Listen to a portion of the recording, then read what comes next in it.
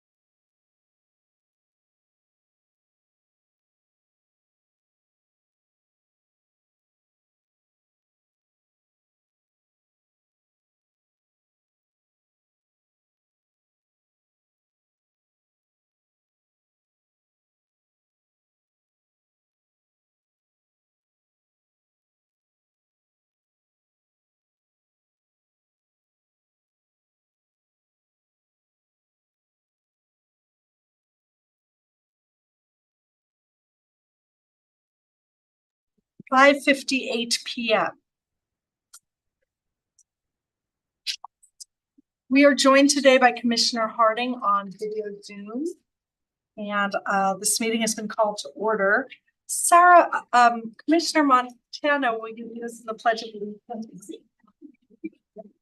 I pledge allegiance to the flag of the United States of America and to the republic for which it stands, one nation, under God, indivisible, with liberty and justice for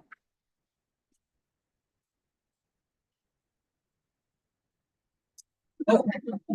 Next is approval of the agenda. I move to approve this evening's agenda. Second. Any discussion? Okay. All in favor? Aye. Aye. Opposed? The agenda is approved. Director Smith, please share your report. You love it. As soon as it is up and running. There we go. So we wanted to make sure to welcome some new members to the port staff. Starting today, Mackenzie Campbell is one of our new marina office coordinators. And we interviewed and finally have two who will be on staff. The second marina office coordinator is Cheyenne, and she is starting on Monday, March 24th. Also on March 24th, Brent Barnes will be our new Director of Enterprise Services, and we're looking forward to his experience and guidance he will bring to our organization. We just wanted to thank the commissioners once again for your time and participation during our annual retreat a couple of weeks ago. It was a great opportunity for us to align and plan and set clear goals and initiatives for the year ahead. And we were super excited to hear from you commissioners about where you wanted to see us go in the coming year. And we feel confident we're getting the right people, processes, and tools in place to support your vision, and look forward to it. And then last week, on one of the worst weather days you could possibly imagine for the event, we had sampling in Budd Inlet in West Bay. We hosted a public observation day at the Port Plaza. We offered Evergreen College students and community members the opportunity to view the sediment sampling process in West Bay and learn more about the cleanup project. Port staff were on hand to answer questions and provide insights. And we wanted to give a special thank you to Freedom Boat Club for allowing us to use one of their boats to support the educational tours. And we had strong public participation and engagement, even had to turn some people away. And wanted to give a big shout out to our environmental staff, Don Bakke, and Folkers, Sean Gilbertson, and especially John Wolf, who went out in the pouring rain and 40-degree weather 3 times in a row to do the scientific explanation of what was going on the boat. And then last Friday, we had a vessel that had its first arrival in Olympia. It's the Star Minerva. And historically, the port had a port commissioner welcome the captain and go up on the ship and provide a plaque. We found that the plaques, although very impressive, were not always fully appreciated by the ships, and that they really would appreciate instead some gifts. And so we gave him a bag of locally sourced gifts. But also a change we made was we are now asking some community leaders, local community leaders, to do the honors of handing over the locally sourced gifts. And we had Mayor Dante Payne from the city of Olympia do it this past Friday. And he got to go all the way up on the very top bridge of the ship. And yeah, it was a very cool experience all around. And this coming week, we are sort of, I guess we're sponsoring the Thurston County Chamber Forum Lunch.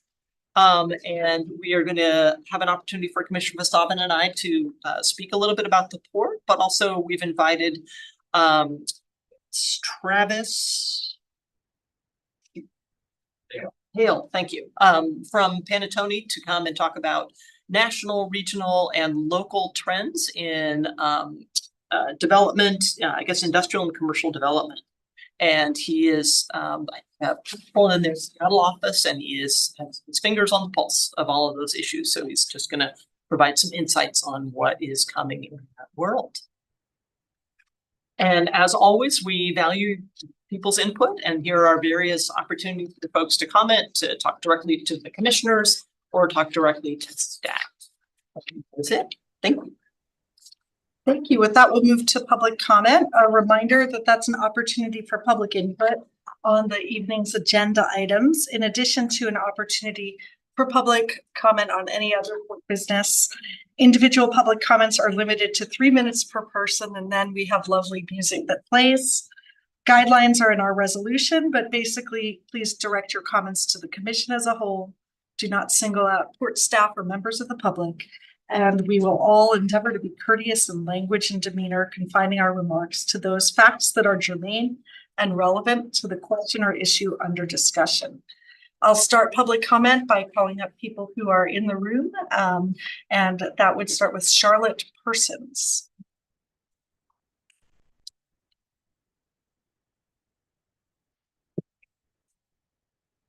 I'm Charlotte Persons and I live in Olympia. I'm speaking today for Black Hills Audubon Society. We ask you not to approve Advisory Amendment 7 because it would allow construction before the Bush Prairie Habitat Conservation Plan is completed of the 2 proposed Panattoni warehouses on Port of Olympia land to the west of the Olympia Airport. The port is relying on a survey that shows no presence of the Olympia Mazama pocket gopher on the 2 parcels for the warehouses. However, the July 2022 Species Biological Report for Mazama pocket gophers for the recovery plan from the U.S. Fish and Wildlife Service clearly shows the presence of Olympia Mazama pocket gophers on land near the two parcels, in fact, within 50 to 100 feet. And I have here the map and link. I'll show it to you. Federal law requires that no development impedes the recovery of a threatened or endangered species. Construction activities near listed species is considered harassment, a kind of take, and clearly is against that standard. In addition, the construction activities may move the pocket gophers off the land, leading to their extirpation in that particular area, or to the removal of gopher-occupied land that could be used as mitigation land for the Habitat Conservation Plan. An HCP or EIS could mandate buffers to prevent this kind of take or extirpation, but Amendment 7 would remove that possibility. Finally, construction of the 2 Panattoni warehouses may affect the drainage of land under or near the airport that is contiguous with the land occupied by the gophers. This could contribute to flooding or pollution of their habitat on land near the proposed warehouse development. For information on that hydrology, please refer to hydrogeologist Jim Matthews' November 21st, 2021 report to Black Hills Audubon Society that was submitted as part of Black Hills Audubon Society's testimony about the Panattoni leases in 2021. I have that as well. Mitigation land in the 2022 U.S. Fish and Wildlife Service recovery area that is not on the airport or near other development is so scarce that every bit is important to the survival of the species. So I don't know who I would give these to. Do I give somebody? And eventually you could make copies of whatever you want to do. Okay, and this is not a very good print of the map because I had to do it. What you want me to do? Well, link to the map that shows exactly where the species is attached. Thank you.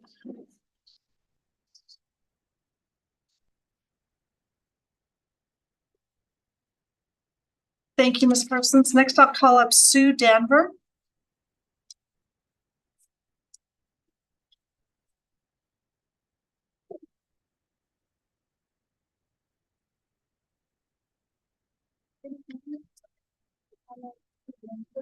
And I am a resident of West Thurston County. These comments are in addition, excuse me. These comments are in addition to these comments are in addition to ones that written comments that I got in this morning. And then I started investigating the advisory a little more closely. As I study the amendment seven matter that you're considering tonight, I realize there's a backstory sort of hidden in the amendment. I am not a legal expert and did not have a lot of time to study this, but it seems that the Port of Olympia is trying to avoid doing a cumulative impact on the Panattoni lease. By Washington state law, the 200 acres, a Panattoni lease of the port property would need to do a comprehensive review of the cumulative impact on wildlife and water, and that's what I'm focusing on. In 2021, the port had a public discussion on the Newmarket Industrial Center. And there were a lot of people that commented and wanted an environmentally sound and attractively planned campus. That's planned campus. No action resulted from the Newmarket study. And so instead, the port took another track. They divided and complicated the process for a citizen to participate in the Panattoni leasing and permitting process. Tumwater now has the responsibility to permit each Panattoni project individually. Without fanfare, Tumwater granted a permit for a 500,000 acre square foot warehouse on 29 acres in the non-HCP area. That permit was permitted in 2022 not to our knowledge or many people's knowledge. A key question is whether it's legal to grant a permit without a lease. It was only an optional lease. Is that allowed? In getting an individual permit, the warehouse will be able to build their warehouse to the very border of the Gopher inhabited lands. Warehouses have all-night operations lighted. Noisy trucks and will contribute air and water pollution to the Gopher property. The object of the HCP is not only to protect the existing population of gophers, but also help in its recovery. This avoidance of a comprehensive study of the Panattoni lands will harm the gophers neighboring the property. This also reflects on the water studies, and Black Hills has done a water study for that area, and the aquifer research area, well, within, I don't know, hundreds of feet or hundreds of yards from these properties may suffer water pollution and runoff from the impervious surface of this non-HCP area.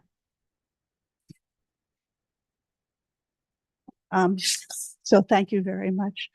And these comments are different than the written comments I handed in this one, 2 separate ones. Thank you so much. John sees that.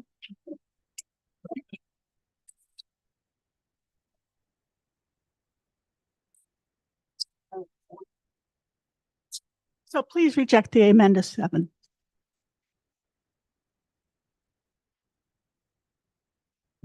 Yeah, I'm John Suzanne, and I'm a resident of Olympia.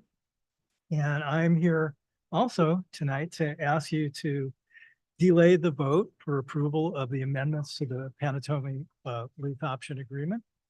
A thorough cost benefit analysis and ecosystem services analysis should be considered prior to any vote on this proposal. Developing this parcel of land for huge warehouses was not what this community wanted or needed, as clearly stated in the real estate development for the Newmarket Industrial Campus report. When the agreement with Panattoni was initially considered, over 150 local citizens publicly expressed opposition to it at a Tumwater City Council meeting.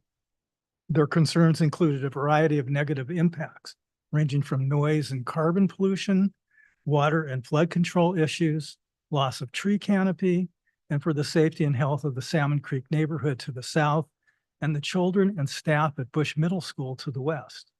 There's practically no buffer of trees between the proposed warehouse, the South Sound one that's proposed here, and the schools. Air pollution from truck traffic will impact students, teachers, and residents. There is no assurance that trucks will drive north to the I-5 freeway. Economic development is important, but we have to balance the benefits versus the costs. In this case, the environmental and health costs are too great for our community. Mr. Hendrickson painted a rosy picture about the increased revenues for the city of the Tumwater, the port, and the school district, but failed to present the community cost associated with the Panatomi warehouse project. For example, people may move to the area to work at the proposed 480,000 square foot facility, most likely to be used as a logistics warehouse. A typical non-fulfillment operations warehouse employs one worker per 1,500 to 3,000 square feet, while an e-commerce fulfillment operation requires one worker per 700 to 1,000 square feet. At a minimum, we are looking at 150 workers for this facility. The average annual cost per student to a school district in the state of Washington is $19,000. It would only take an increase of 10 students to eat up the $194,000 school tax revenue that Mr. Hendrickson estimates would be collected from this project. Additionally, most warehouse jobs are notoriously low paying. We are currently dealing with a serious housing shortage, especially for low-income families. An increase in population will only add to the problem. Where will these workers live? The loss of green infrastructure is a hidden public cost. The port should strive to keep prairie and mature trees intact or even restore.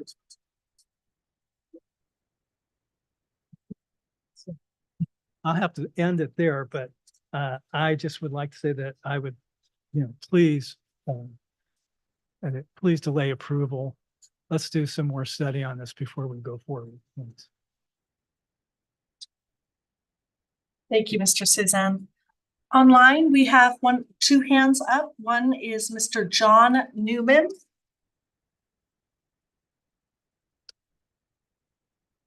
Good evening. I'm assuming you can hear me now. Yes, Mr. Newman. Good evening, commissioners. Thank you for taking all your important time to serve on the commission. It takes a tremendous amount of effort to read all the material. I wanted to mention that most of the comments that we've heard tonight are from people who have probably been following the Port of Olympia longer than most of the commission members. So the locals do pay attention to economic issues and environmental issues and endangered species issues and the viability of the Port of Olympia. I did want to mention that, the Panatomi lease was approved by a previous director who has resigned and gone somewhere else. I think that, the port has always claimed that the decisions that are made are for the economic benefit of the county, Thurston County. My question is then, why has the Port of Olympia operated at a consistent loss for 30 years that I've been here? So I think it's important to listen to the people that are making comments and to delay the decision on any more Panatomi decisions until we do take a harder look at the situation and follow up with some other previous port suggestions of using land for the benefit of local county agricultural producers for farm products, vegetable products, animal products. And but thank you for your time and thank you for your service and thank you. Thank you, Mr. Newman. We have Lisa Reiner.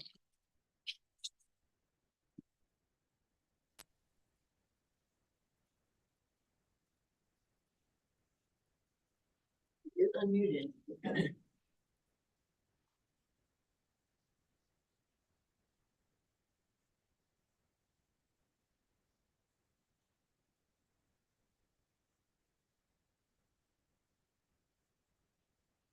Or All right. something.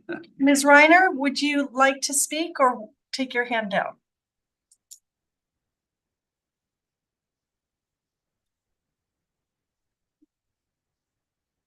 Me, can you hear me? Yes. Okay, thank you. I'm sorry. Having trouble with my computer. Thank you very much. Yes, I noticed in the beginning of this meeting for Port of Olympia, there was discussion about what was going to be coming up for the Port of Olympia in the near future. They mentioned a Chamber of Commerce forum lunch for the Port of Olympia Commission members. You know, you're constantly being lobbied by the Chamber of Commerce, by the Economic Development Council, and all of these Panattoni corporations and different corporations. But what about having a time where you listen to people who care about the environment, who care about the Mazama pocket gopher, who care about Tumwater as a livable city and not an industrial complex? This Panattoni lease, this permit that's coming up, right next to a habitat conservation area, an endangered species. You've heard comments for years about people who care about Tumwater, who care about the Bush Middle School right next to this area, who care about the tremendous truck traffic that this would bring. And I'm asking you, do you think about 7 generations, or you only think about, what, 150 employees that might come into this warehouse? What about the computers that take over and then you only have 70 employees? Or what is it going to take for you not to vote in lockstep? What is it going to take for you to think about future generations, to think about environmental issues? I've heard community members ask these questions to the Port of Olympia commissioners. And I really have never heard a response, you know, oh, it's all about economic development. That's what Chamber of Commerce says. Or, yeah, it's all about, yeah, let's turn Tumwater into a industrial oasis. And I don't think in your heart of hearts you want that to happen. I think you want for your children to have a place that they can live and not be worried about constant truck traffic, the air pollution from truck traffic, the particulate matter. Do you care about the children of Bush Middle School? I don't know. It doesn't seem like we really have much discussion about these issues. All we care about is jobs, jobs, jobs. Well, you know, warehouse jobs don't even pay that much. Yeah, so think about that. Are you really helping our community? I don't think so. So you're constantly being lobbied by the other side. What about having a hearing that people can talk about livability issues? Thank you very much.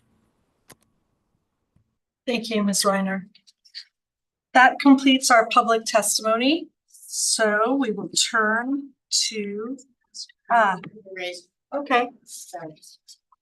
Esther, if you want to Yeah. share your last name as well, Yeah, this is Esther Cronenberg. I just wanted to agree with the previous testimony that I've heard with Ms. Reiner and others, that I think the port needs to think far ahead and not just think of immediate benefits, economic benefits that might or might not accrue. There's a high groundwater table there, and Tumwater already has pretty compromised water pollution in its aquifers, and it's low, doesn't have a lot of water. It's looking for new sources of water and paving over more aquifer recharge areas in a high groundwater area near a endangered habitat is not a good idea, and it doesn't think ahead. And considering what's going on in the world now with the trade wars and who knows what's going to happen, you can't be thinking that things are going to be as usual, because they're not going to be as usual, and there's probably not going to be such a great demand for warehouses in the future as you may think there are now. And in considering how uncertain these economic times are, I would think it would be, in our best interest not to make any decisions on something like this at this point. Thank you.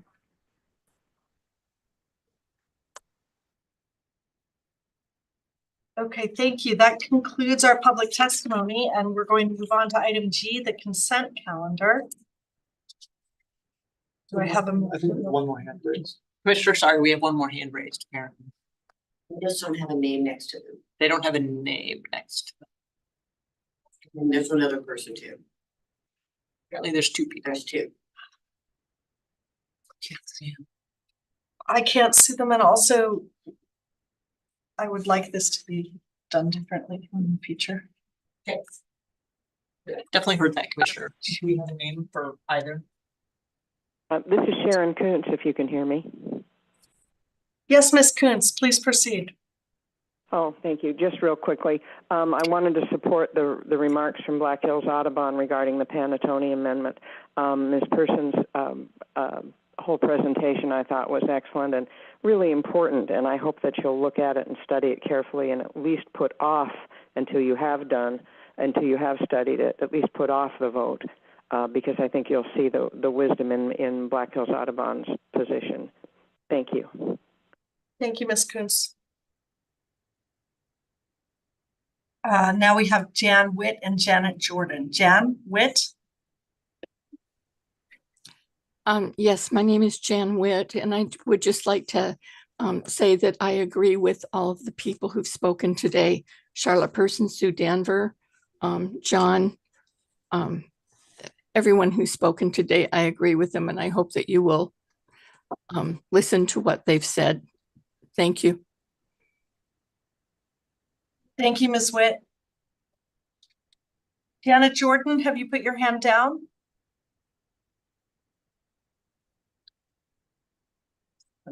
Yeah, she did. All right. Okay, we will now move to item G, the consent calendar. Do I have a motion? Motion to approve? It's okay. All in favor? Aye. Aye. Opposed? None. Okay, the consent calendar minutes are approved. And we'll move to item H, pending issues or business, with a briefing from Joel Hansen, Chair of the Port of Olympia Community Advisory Committee, about their work. Hi, thank you. Oh, I get the clicker. Yeah. I think there might be just like one or two slides, but let's see. Nope. We'll wait to get them up there. Right. Let's go. Well, that's okay. Okay. I'm Joel Hansen, Chair of the Port of Olympia Citizens Advisory Committee. Here to give an advisory presentation about the POCAC work plan. And really, this is quite short. There's been some developments. Just recently, the commission held your retreat. And since that time, each of our subcommittees has been able to get some feedback from staff kind of on the direction that the committee is going. And so the three subcommittees will be working to incorporate that feedback into their proposed work plans and bring those to you soon. So the first thing that you'll see, oh, I'm sorry, this is advisory only. The first work plan item will be, we suggest, and the POCAC has agreed, we've all agreed to suggest that the work plan for the POCAC basically incorporate the work plans of each of the three subcommittees by reference. We've created a structure now where the real work of the citizens advisors is happening at the subcommittee level. I think that's good. And so this is the bulk of the work that the folks that on POCAC will be doing in the year ahead if you approve. The second item is we still want to work to recruit more members to the POCAC. It's come up consistently on the group. We would like to have some more folks join. We can have up to 17. I think we're at 11 right now. But I think staff and we and staff need some very specific direction to move forward with that. So that would be something we would hope to accomplish this year. And then third, it comes up consistently in the group. there is an interest in doing public engagement on behalf of the commission. We're not sure exactly what that looks like. That would be up to the commission if that's holding a public meeting or having some other type of event, but connecting with the community and hearing their feedback in in some way, specifically on items that are timely and things like the Vision 2050 or the Peninsula Master Plan or the Airport Master Plan, things like that. We are ready to serve, and it's something that has come up consistently in our POCAC meetings that the members would love to do that for you as commissioners. A couple things that have come up just in the last couple days and that I'll mention that aren't in the slides, but we used to have, I participated in 2019 when I first came on POCAC. We used to have a party or a social event or something where the members of the POCAC got to spend some time together and socialize. I know there's a cost to that. We'd love to be able to do it again. We'd love to have you consider putting a budget together so that we might do that again. And then finally, I think it would be appropriate to just put a last item in our finalized work plan that other duties as assigned. Because we're here to serve the commission, and if things emerge that you want us to tackle, I think we're ready to do that. Any questions? I have a question. Commissioner Harding. Joel, thanks for all your work. You've been on the POCAC for quite a while and your institutional knowledge is great. What do you mean when you say diversity? Can you say more about that? Yeah, and thank you for bringing it up because I had it in my notes, and I think the resolution for POCAC says that we should have members that represent all 5 of the districts, and currently we don't. And so that's something that we want to have. And then in our discussions at POCAC, I think there's we would like to have a diversity of opinions and a diversity of lived experiences. And we have a number of folks that are retired or older. We'd love to have some younger people. We'd love to have we'd love to do some recruitment to find some people that might bring other opinions to the table. Almost all of the members of the POCAC, I believe, live either in or close to the 3 largest cities in the county. We don't have folks representing Rochester or Grand Mound or other areas of the county, and so we would love to have those voices at the table as well. I think that kind of brings me to my second comment / question just on the third point and I think we talked about this a while back, just the difference between advocacy versus convening. And I think the intent of the commission at the time was that the POCAC could support the efforts of the commission to reflect back what the broader community, the diverse community, was saying.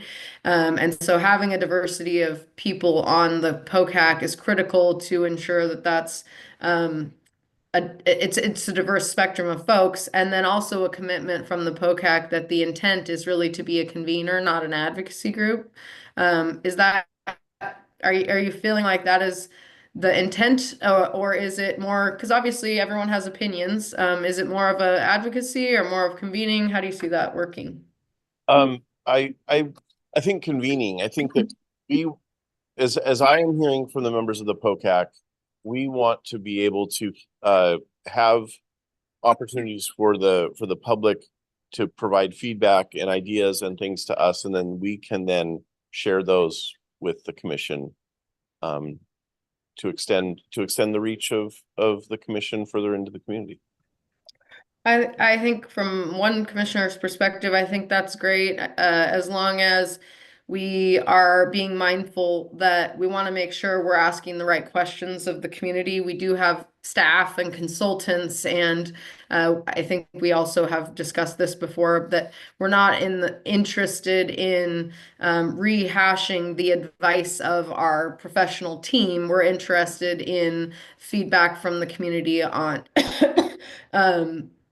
I guess there's just we need to be in alignment on what the questions we're asking the community are to ensure that we're respecting the good work of our staff and our team on these projects, and reflecting back what the community wants to hear, not their opinion on our professionals' advice, I guess. So that would be my 2 cents. Thanks again.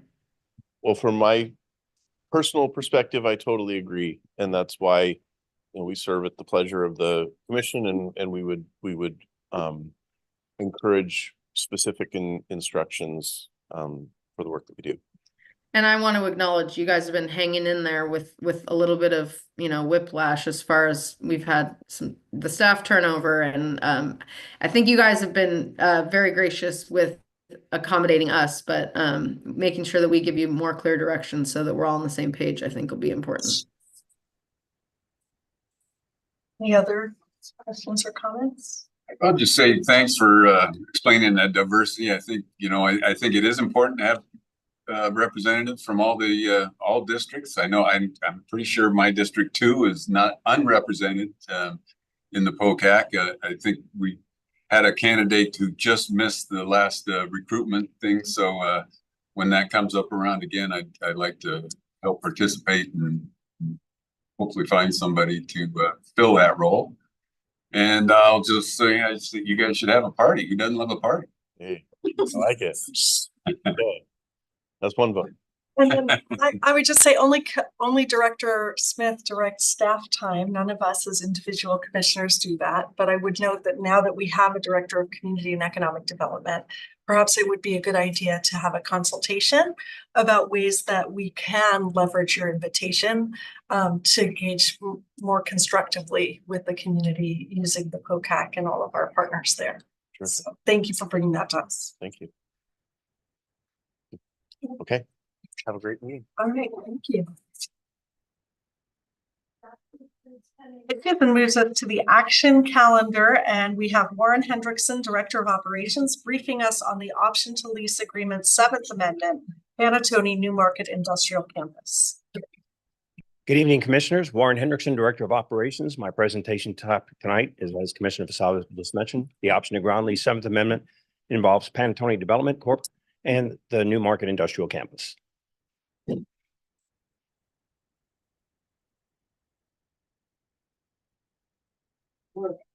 There we go.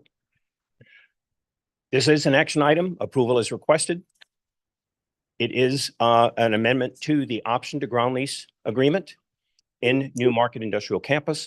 The advisory presentation for this topic was provided to you on February 24th. I will summarize the slides that do repeat, but it's a much shortened presentation from the lengthy presentation given to you 2 weeks ago. The problem statement essentially was that without this amendment, we could not develop property on the option property without a habitat conservation plan, nor could we generate revenue for the port. That was the way the option to lease agreement was written. And of course, we still do not have a habitat conservation plan. It is still some time away. And so as a result, that created a problem. How do we address that? So the commission direction of port staff was to amend the option agreement to allow development for those parcels within the option property that are indeed exempt from HCP requirements. And secondly, to begin generating revenue for the port as a part of that transaction. Both of those objectives have been achieved by establishing criteria for both. And then the third objective of that part direction from the commission to the staff was to articulate the community and economic development value of the project in future discussions. Specific provisions to meet the objectives. You have seen this slide before. This is just a few, half dozen bullets that covers over a dozen pages of single-spaced lining of documents and details. But essentially, we did learn that it was important that we reduce the option property by 3 acres that are ineligible for development. Development is now tied to HCP completion rather than to the calendar. Development is also permitted with or without the HCP, subject to go for free certification. There is a revised definition for due diligence, and now there are revenue generating opportunities by both good faith cash deposits as well as option payments on a pro rata basis for HCP exempt parcels. There are also special provisions for 2 known developable parcels that I'll show shortly. Most importantly, the objective of the community interest was done by adding this specific provision since the advisory presentation, and I will read it verbatim. Developer and port commit in earnest to advance the effort to identify a suitable location within the New Market Industrial Campus for the siting of a community amenity with specific effort directed toward a tourism facility consistent with the port's legal obligations and authority, including RCW 53.08.255, and requirements imposed by the relevant permitting agencies, including the City of Tumwater. The magenta area shows the option property under the current optional lease agreement. These are the 2 parcels that have been shown to be go for free at this time, just shy of 50 acres. The northern one at the top of the slide is the South Sound Commerce Center, adjacent to International Wood Products and just west of Center Street. The second parcel is 20.3 acres, and it lies in between the International Wood Products leasehold on port land by an existing tenant and Bush Middle School. You may recall that Director of Community and Economic Development, Mike Reed, spent quite a bit of time talking about how this amendment does align with the Port Strategic Vision and Goals and Vision 2050. And here with regard to the airport functions. And specifically, I want to talk a little bit about what happens should the 7th Amendment be approved. Implementation will actually start immediately. City permits are ready to be issued now. Panattoni is revising construction cost estimates for bid purposes for construction. They are also gathering equity partners as we speak. The drafting of the ground lease with the port will commence immediately upon approval of the amendment. Panattoni will then request project bids, and then site and building permits may be issued to Panattoni by the city once the ground lease execution takes place, and that will be a separate commission action. Fee payments to the City of Tumwater, as outlined in the advisory presentation, could begin as early as May 2025. Those dollar amounts are to the port, a good faith cash deposit of $14,900 and change. That will be upon commission approval of the 7th Amendment, and the due date would be the end of April. Option payments of $4,300 and change monthly would commence if the city does not issue the permits before July 1st, 2025. And ground lease payments of $51,000 monthly will occur, and that will be triggered by either the certificate of occupancy upon completion of construction or 14 months after the lease term commencement date, whichever occurs first.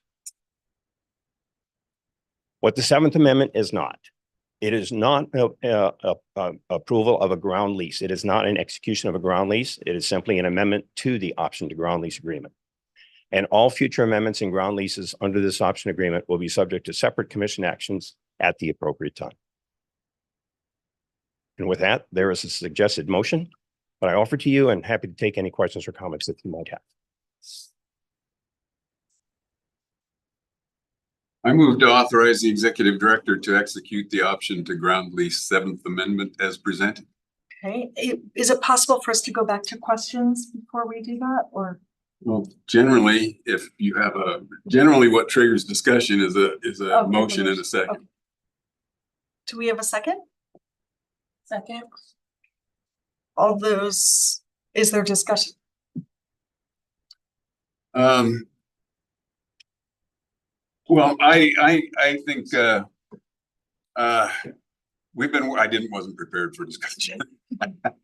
But I think though is that I believe this is we've been working at this for quite some time to get some portion of this lease option where we can actually get some progress on it. So I think this is a good opportunity for us to be moving forward with that. So that's all I'll say right now.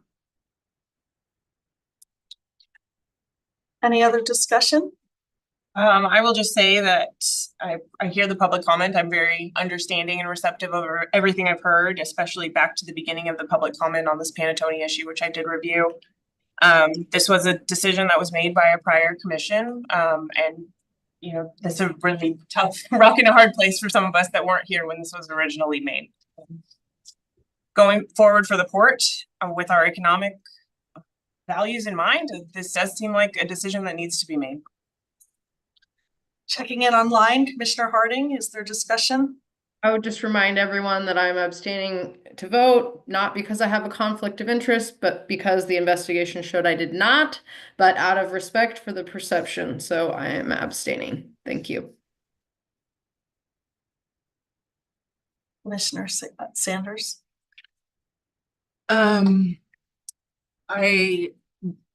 Being on the commission for a year, I came into this position knowing about the Panattoni lease. I'm well aware of the HCP, and making a decision like this really looks at all the different components of the lease agreement, and it does make it look pretty confusing when you're looking back at decisions that have been made. To me, when I looked at this agreement, it's clear to me that it's been discovered that what is being decided is on a piece of property on 29 acres that isn't in the HCP required area. And so thinking about this in the long term, and the investment in Panattoni, and their good faith efforts in working with the Port of Olympia to try to move forward with this project, I feel that looking at the broader picture of things and the decisions that were made previously, moving forward, I feel that as long as that there isn't an impact on the species, and that we're doing our due diligence, that I support this ground lease or this amendment moving forward and to consider the ground lease. And the chair will take an opportunity to comment. Similar to Commissioner Sanders, when I look at this, I see that Panattoni entered into an option to lease these parcels with a previous port commission and has reasonable investment-backed expectations in moving forward to develop these industrial lands. The lands are zoned as industrial by the city of Tumwater, and consistent with the development plan. I would note, however, that the city of Tumwater also acknowledges that warehouses specifically provide the lowest employment density and modest revenue, while consuming large amounts of industrial land. So I find it challenging to think that if this entire parcel would be developed as warehouses, I would really regret that. I looked closely. I appreciated the comments by people concerned about the moving forward, possibly in the absence of a completed habitat conservation plan. And I see that these lands have compacted soils that have been compromised by past and present log yard operations, and have dense forest cover. So they are not suitable for habitat now. And that doesn't mean they couldn't possibly be remediated in the future, but so could other lands. So I don't see them as a near-term challenge for gophers. And then I guess finally, one other thing I take into account is I think it is important, the work that port staff are now trying to do with Panattoni and ultimately with the city and the school, to identify ways to buffer the school property and find compatible uses along the school property. And I would really urge the Port Panattoni to continue to work to see if you can release land from the option to lease agreement that would be more consistent and having that buffer for the school children. Tumwater is the permitting jurisdiction, and as I read their website about all the mitigation and the ways that they are requiring us to address impacts, it looks like they are addressing some of the issues that particularly important stakeholders to me have raised in constituent correspondence in the last couple of days. So for example, they are requiring traffic patterns to be such that industrial traffic is routed directly to an interchange, and they're requiring Panattoni to make significant payments for that I-5 interchange so that traffic will be kept out of the community. And so I wanted to share all that because I want people to hear that I am very sensitive to the concerns that have been raised. And for me, this is not a clear-cut vote. I want to honor previous commitments from the Port Commission, but I'm very uncomfortable with some of this development moving forward without the community having a better vision of what's going to happen.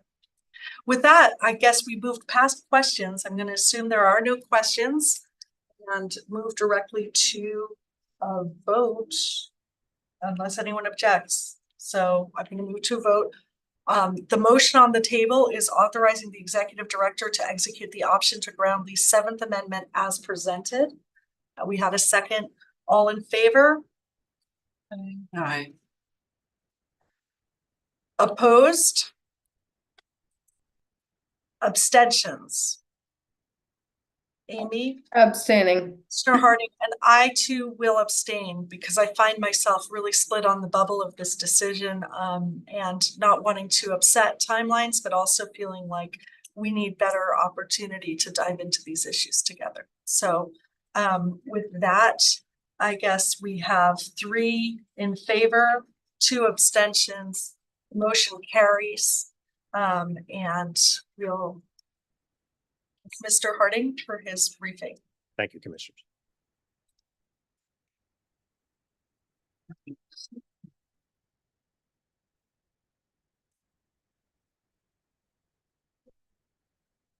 We have nothing on the action other calendar, so we'll go to the advisory calendar, Airport Capital Project Contract Award.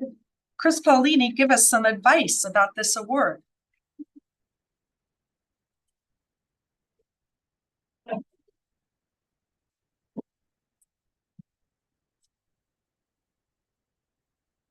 Good evening, Commissioners.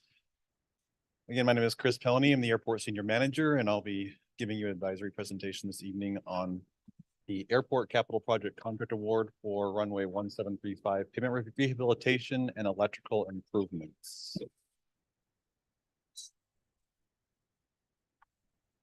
There we go. This is advisory only, so no action is required. A little bit of history on the section of pavement that we'll be discussing this evening on our main primary runway at the airport is the original asphalt section that will be getting rehabilitated under this project was paved in 2015. It was part of a runway realignment project. It was a FAA grant funded project, and the project used a new FAA construction test method based on local soil types. The scope of work is rehabilitate approximately 700 feet of pavement at the south end of runway 1735. It replaces existing runway edge lighting and control systems with new energy efficient LED runway lighting and up-to-date lighting control system. This picture shows the section. You can tell that the section that's in lighter color is the section that is about 750 feet of pavement that will be rehabilitated. However, as far as the electrical, the electrical lighting for the full length of the runway will be replaced with new LED lighting. These are just some pictures from that section of pavement, so you can see some of the damage. Based on your opinions on pavement, when you see on the roads, this may or may not look like too bad, but in a runway environment, when you have thousands of pounds of aircraft landing at 75 to 100 miles an hour, these cracks become very important. Also, you want to keep the weather out, so as the water gets into those cracks, it causes more and more damage. So this is a preventative maintenance as much as it is a rehabilitation. There's a couple more pictures as well. What this project does is it rehabilitates the primary runway, that section, that 750 feet, to protect our port asset. It improves safety, operational reliability, and reduces port liability. It improves airport energy efficiency by reducing electricity usage. What this project does not do is it does not increase the length of the runway, and it does not increase pavement strength to support larger aircraft. A bid package was published by the port on February 13th, and it closes this Thursday, the 13th. As of the 4th, when I submitted this presentation, 48 firms had downloaded the bid documents, so we're very excited about the interest in this project so far. Whoops. And then as of and then the important thing is anticipated start date will be September 1st, and this is because we're making sure we follow the street torn lark breeding season. And I want to add a couple extra pieces of information that's not in this PowerPoint. I do apologize. I left off a slide on the environmental process. So in my action presentation of the next commission meeting, I'll be sure to have that slide in there with citing the Washington Code. But I did want to point out that this project will be NEPA exempt under the 4D rule under Section 9 of the ESA. And then it will be SEPA exempt as well under Washington Code 197-11-800, some part 223C. That's for the electrical. And then under the pavement, SEPA will be exempt. It'll be SEPA exempt for the maintenance work under Washington Code 197-11-800, parts 3. So again, I apologize for not having that in writing. It'll for sure be in the next slide documents. But because this is just simply rehabilitation, we're not disturbing any soil that has not already been developed. And because of the shallowness of the electrical work, that's why they're exempt. So I do apologize for not having that slide in there this evening. The estimated project cost, again, this is just an engineer's estimate. We have to obviously wait for the bids to come in, but the construction portion is estimated to be around $300,000 with the construction management costs at about $300,000 for project cost of about $3.3 million. This project is 95% FAA funded. Normally you would see these projects funded at 90%, but last year can't talk tonight, I apologize. The grant funding was actually increased to 95% for 2025, and I believe possibly for 2026 for FAA grants. So that's makes it a little bit nicer for us. We are also later this year when the grant period opens, we will be pursuing a 2.5% WashDOT grant for half of the sponsor portion. So we would be responsible in this case for 5%. That's normally would be a 10% match. And so WashDOT will share 50% of that cost at 2.5%. That's not guaranteed at this time. That's also a competitive grant process, but we will apply for that later this year. So with that, this is how the project would break down for us at a total of 3.3 million, obviously at an estimated cost. The FAA would fund 3.135 million. A WashDOT grant would fund 82,500, and then the airport would fund 82,500. If for some reason we do not receive a WashDOT grant, then the airport's portion would be 165,000, and that would come out of airport funds. So I'll bring this to the commission for approval at the next commission meeting because under port policy, any contract over $300,000 requires commission action prior to authorizing the executive director to execute a contract. There will be a FAA grant, as I just mentioned, attached to this. However, it will not require commission approval. And again, that's because this project was already adopted by the commission into our project, in our capital projects for the 2025 budget season. And so it's not required under that exemption you see there in front of you. This will be your the action request at the future meeting, which is tentatively scheduled for March 24th. And with that, I'll be happy to answer any questions. So it's a over $3 million contract, and this is going to be funded mostly by FAA funds, FAA grant funds. 95%.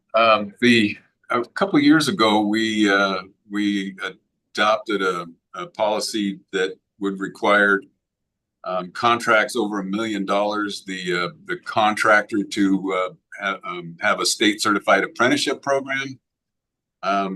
Does that apply to this, or are we following through with that, or? Sorry. This project would be exempt under that because an FAA fund. Okay, that's why I asked. Thank you. Commissioner Harding, did I see you come off mute? I just, you pretty much already answered this, but just for the clarity of the public. So because there's an existing impervious surface, this is not subject to the HCP either. Correct. Yeah, we're not paving any new permeable surfaces, so all existing. Thank you. No questions. Thank you, Commissioner Sanders. I have one question. You started to touch on it. I think in your last slide, you explained how this has been part of our capital budget. So it was already anticipated that we were going to seek this funding. Correct. When we built our capital budget. Was it already anticipated when we built our last master plan? Is this project something you would see in our airport master current? Not the ones you're asking us to adopt, but the currently applicable master plan for the airport. No, this would not be in there. This is a maintenance project, so it would not be part of a master planning document. Okay, so do you have a list of maintenance projects that are pending, that you're planning? And yeah, it looks like it's a really important one, right? Right. Put it in a crack and, do you have a list of pending maintenance projects that are the ones you're going to be pursuing in the next, say, 5 years? I am building one now, actually. So for this year, our other plan is to do some striping on the airfield in the critical areas, which would be the fold bars. So when the taxiways lead up to a runway, you have these painted markings called fold bars and enhanced center lines. They're the most crucial because they tell a pilot where to stop prior to entering the runway environment, which for obvious reasons, you don't want to be in the runway environment unless you have permission from the tower to be there. And so that's part of one of the other projects we'll be pursuing this year. As far as other pavement maintenance projects, we are putting that list together. That's part of I have a long-term goal to build a preventative maintenance program for the airport. And so we're right now kind of inventorying asphalt and seeing how to prioritize those different projects as we move forward. Thank you. With no further questions, we'll move on and thank you for your presentation. Thank you, commissioners. Commissioner reports discussion. Let's start with Commissioner Sanders. I had a very rainy, wet time out on our appreciation or port day, doing this, watching the sediment. So it was really awesome to be out there and listen and watch them do the work, actually do the work. And I got to see a lot of people, and I saw Alex, she came down to say hello. And so that was really great to be out on the water watching that happen. And that's about it, really. Commissioner Harding. Okay. Instead of a quote of the day, you get a monologue from your one and only Commissioner Amy Harding. I want to address the public comment we've been receiving regarding our industrial and airport lands in Tumwater. Our community thrives on the passion of its advocates, and I really do deeply value that. I was making a little bumper sticker, keep Thurston County feisty. But my time on the Port Commission has also taught me that there's a crucial distinction between advocacy and governance. Advocacy, in essence, is the articulation of a personal worldview. It's clear, it's often binary. Meat is harmful, embrace veganism, or meat is essential, follow the paleo path. No new homes, they'll clog our roads. Versus, we need affordable housing, build denser. I love planes, I hate planes. These are powerful expressions of individual conviction.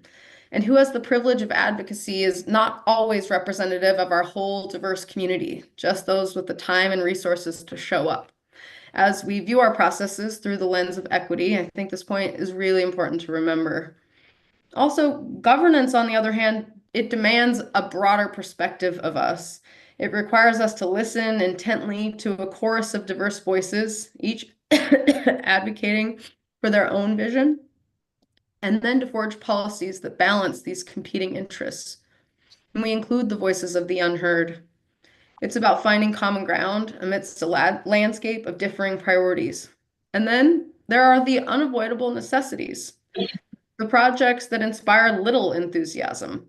No one clamors for an electrical substation in their backyard, yet we depend on a robust grid to power our present and future needs. Advocacy simplifies, offering yes or no solutions. Governance, when done well, is a complex tapestry, weaving together the threads of advocacy to meet both the practical and aspirational needs of our community. In Tumwater, the city's comprehensive plan serves as its guiding framework for how land in Tumwater should be used. It's created with ongoing public input. As the land use authority for the port's properties within Tumwater, they have designated most of our lands for airport-related industry and industrial use. This designation reflects a deliberate choice. These lands, the city of Tumwater and all of its residents have determined, are the optimal location for industrial infrastructure in that community. Industrial lands like substations may not have an abundance of folks clamoring to their defense. There was a recent campaign by the Port of Seattle to safeguard its industrial lands that powerfully illustrated this point. Former Port of Seattle Chair Ryan Calkins aptly compared industrial lands to a home's laundry room. You don't showcase the laundry room to guests when they come to your dinner party. You lead them to the kitchen, the dining room, the bedrooms, the parks, the breweries, the coffee shops that define our community's charm. These are visible, celebrated spaces. But as Calkins emphasized, the laundry room, though unseen, is essential. Without it, the entire house and all its appealing features cease to function. Similarly, our industrial lands, though perhaps less glamorous, are the bedrock upon which our community's vitality and functionality rest. I thank the Thurston County residents who've advocated on behalf. Oh.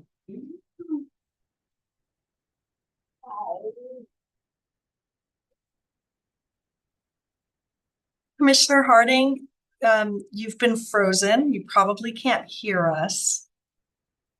Missy, I don't know if you could end it so that she's not caught in that position too long. And then she can log back in. But with that, I'll go to Commissioner Montano. Yeah, that would be a tough act to follow if I wasn't interrupting. Great comments. Oh, she's Can you hear got- me now? Yes, please continue. Oh, I'm sorry. When did I lose you? I'm getting to the end. Citizens of Thurston County. I thank the Thurston County residents, that part? Yes. Okay, last paragraph, I promise. I thank the Thurston County residents who've advocated on behalf of or against the activation of our industrial lands and the management of our airport.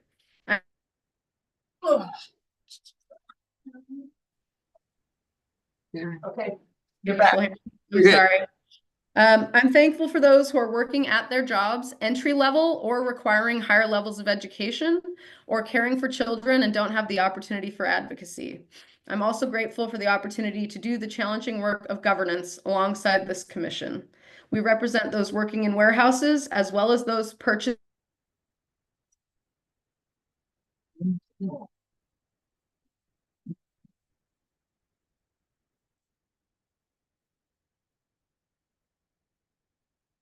Commissioner Harding, we're going to thank you for those moving words.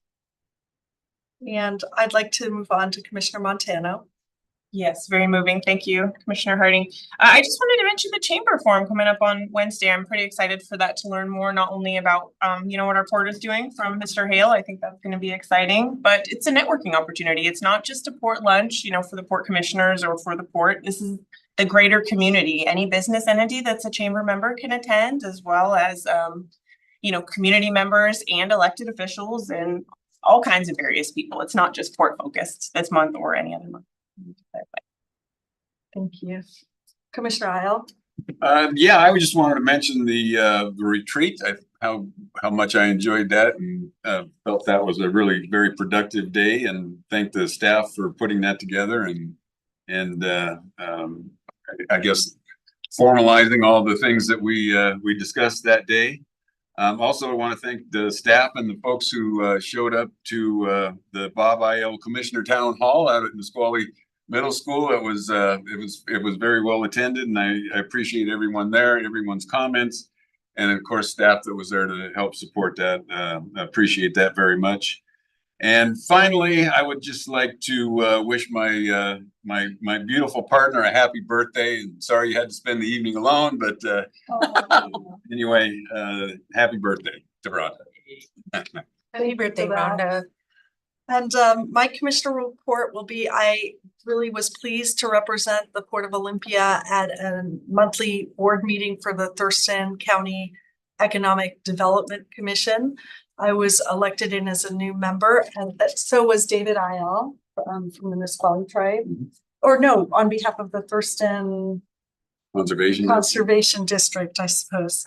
And it's going to be a really important time to be making common cause with others who have a commitment to broad-based economic development where there's shared prosperity for as many people as possible. Whether you believe in government being big or government being small, the fact is that with federal funds that were here going away, it means that it's incumbent upon us all to make the connections we can for our community. So that was great. And I want to thank Joel Hansen, our POCAC chair, for inviting me to join his Kiwanis Club presentation today, where we heard from a manager from the Chehalis Airport, but we also heard from several members of the community who are most vocal here with their concerns about the airport master plan. And so it was a great group of people to be with, and an important conversation that Joel was starting by having Chehalis talk about sort of their air mobility opportunities of the future, sort of the future technology that's almost here. And I think that that's a really important conversation, and I hope we'll be able to dig into that at the Port of Olympia. So that's my report. And with that, we'll move to other business. Is there any? Nope. Meeting announcements, Director Smith. Alrighty, coming up on Tuesday, March 18th, there is a POCAC Citizens Advisory Committee meeting. They start at 5 p.m. now here in this room. On Monday, March 24th, there is a commission meeting at the regular time, 5:30 p.m., as well as on April 14th at 5:30 p.m. And then on Tuesday, April 15th, there is the April Citizens Advisory Committee meeting at 5 p.m. in this room, and that is it.